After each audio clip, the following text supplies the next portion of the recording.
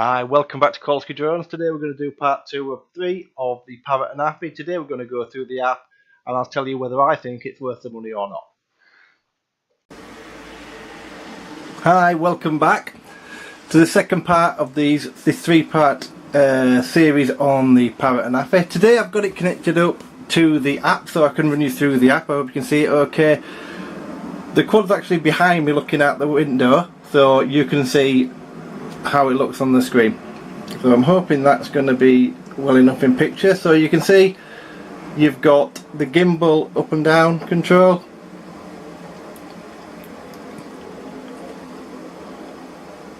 and then this is the zoom button, and I've got it set to lossless at the minute.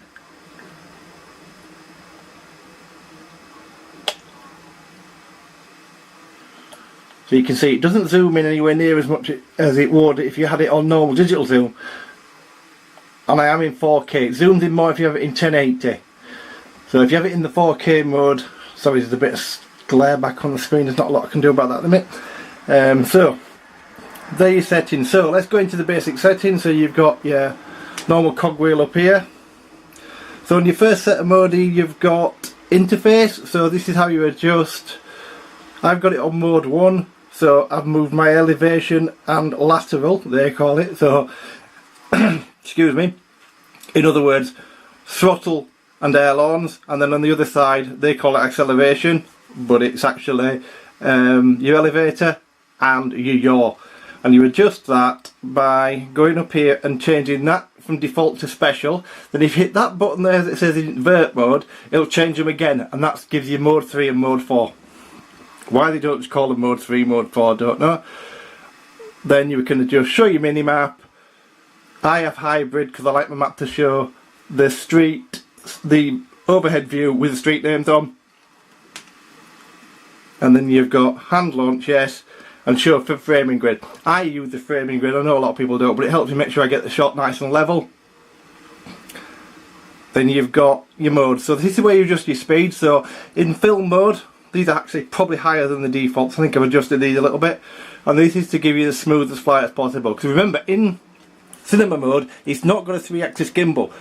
So your yaw axis is controlled by EIS. So electronic image stabilization. So you need to be a little bit careful. So make sure if you are filming mode and you want that nice clean shots, keep these quite low. You don't want to have them too high or you will have problems. And then you've got bank turn on or off. I've got mine turned off at the minute because especially when I'm in film mode, I think I've got it off in sport mode. So you got film and sport. You got maximum altitude. I've got mine set to 120. A maximum distance 2,000 meters and a geofence no. This is the bit I don't like because there's no return to home setting in there, which I find ridiculous. But well, again, we'll discuss that in a minute. And when I do an overall view of what I now think of the drone. Calibrate your gimbal, which is quite cool actually. So you put it on a flight level service and you can calibrate it and you can adjust left and right to make sure it's 100% right for you, which is good. Lossless zoom on, yes. Auto record and take off, yes, so you don't need to bother about remembering. And then you've got your camera modes there. And here you've got your network. So that's basically your app. In here you've got your mode, so mine's on standard. If you adjust that you can have it to cinema, hyperlapse, slow motion, high frame rate. If you go into high frame rate it'll go 1080 and bring it into, you can have 60p, 1080 60. It's 50 there actually, bear with me 1 second, see why it says that. I know why, because I didn't change it first. So if you go into camera mode, so you've got single shot, JPEG or RAW, you can set all that up. Go back into film mode. So if I have that in high frame rate, if I change that accuracy into normal, so if I go to standard and I change this, I can change this from 4K, 30K, and you can adjust all these here. So cinema mode, I don't really mess too much with these. I mainly have it set in that mode. So smart drone, so cameraman is one of its special modes, so it'll bit like follow me kind of well it doesn't, it'll just pan round. Smart drone is is where you have a thing. What it'll do is it'll make sure your GPS signal's right, it'll make sure your device has the GPS and your smartphone's got GPS.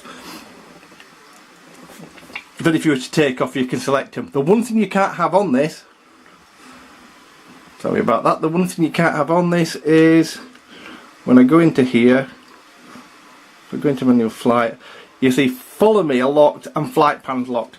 So on my other phone they're not locked. So I don't fly with this phone. This is a Huawei, is it called? I think it's not quick enough to keep up. So if I was to move the camera about, I'm surprised I've actually got it. Let's try going up and down and see if it breaks up. It's actually behaving itself quite well, but if I get to about 35 metres, the picture breaks up really badly. So I don't use this, I use an LG G5. But I have to stick it in with a bit of tape because it won't fit in the holder up here because it's got a curved back.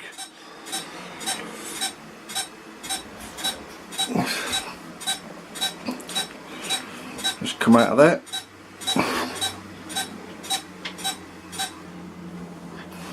Just going to turn the drone off a minute. So it won't go in there because it's got a curved back. So that's basically the app. On this screen here, this is where you go into it. You've got fly, you've got your controller, battery. Turn it back on again. Let's see how easy it is to connect and disconnect. So when it loses connection, it can be problematical to try and get it to come back.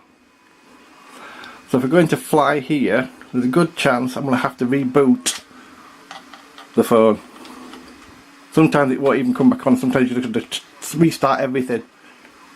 That's going to do it, I think. Has it found it? Yeah, it's actually got it, so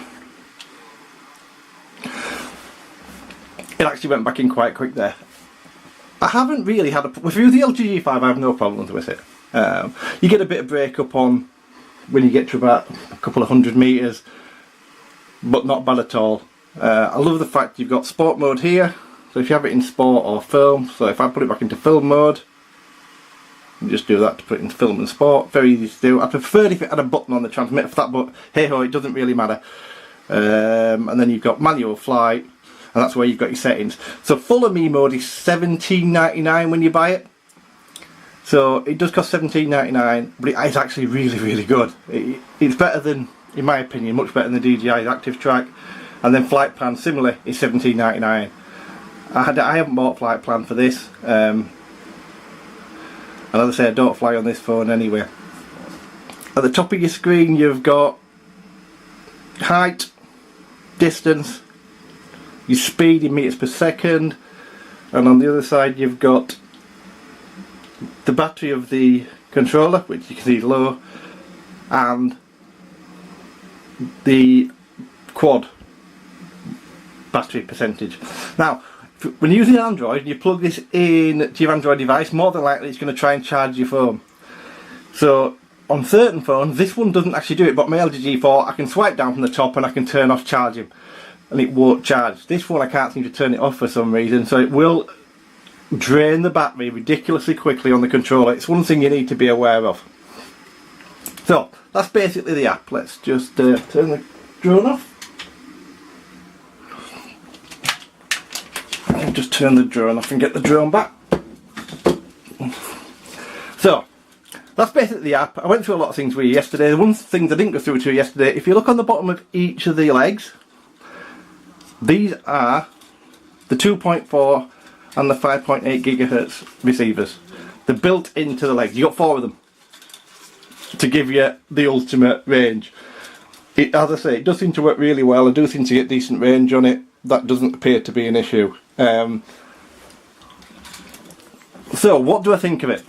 So I'm going to have some flight footage, but it won't be until next week. So I'll get some flight footage up. I'll get this video up as soon as I can. Get the flight footage up and let you see the flight footage and make your own mind up.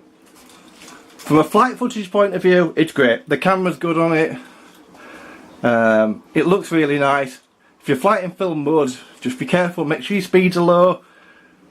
Make sure in your filming your speeds are kept down, because you want to be able to have that nice smooth yaw otherwise you're going to get judder. Other than that, it's great. The 180 degree camera, which I don't think I've mentioned, but obviously you probably all aware of that now. It's a 100 degree camera, so you can fly under trees and stuff, and you can fly under bridges. I'd be very careful of doing either of those two because you've no obstacle avoidance. However, I won't go on about that. I was aware it didn't have obstacle avoidance when I bought it. As I said yesterday, it's not a major concern to me. So that's basically the overview. So it's £629. Do I think it's worth the money? No, and here's why. It's fantastic.